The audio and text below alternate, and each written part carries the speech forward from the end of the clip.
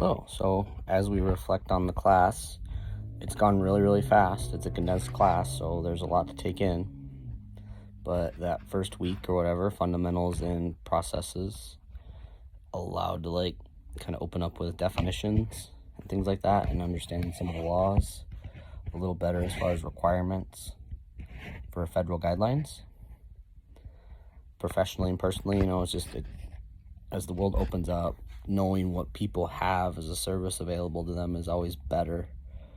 We live in, such a requirement-based world that just even understanding the federal laws a little bit better is personally helpful, which is, even more important in the school setting, since then at that point you'd be liable.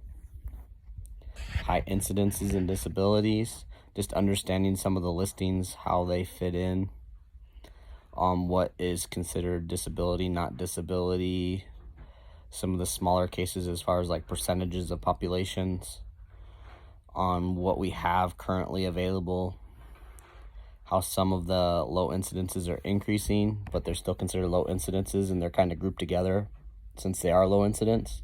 They're not their own little special categories. That's kind of very interesting and how that plays out, but having a better idea of some of those individual definitions on, like hard of hearing, deaf with a capital D, deaf culture. I knew a little bit about it, but not enough to really, even speak on it, just knowing that it existed.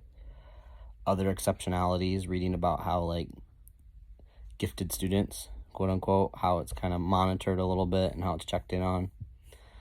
Whereas like it's a part of definitions, but there's no necessarily overwhelming requirement for services.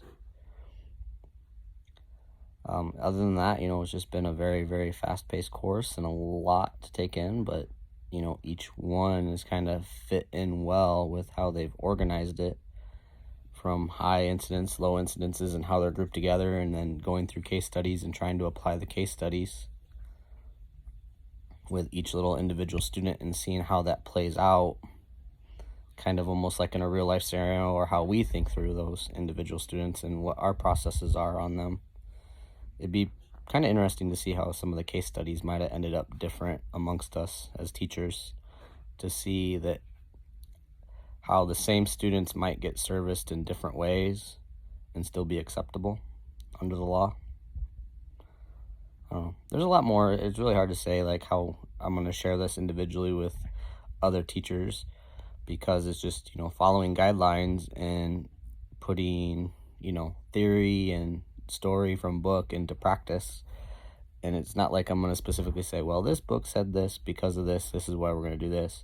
It's going to be more of just a true action of, I'm doing this is the process, this is why, and then if I have to go back and refer to the book, then at that point that's what would happen.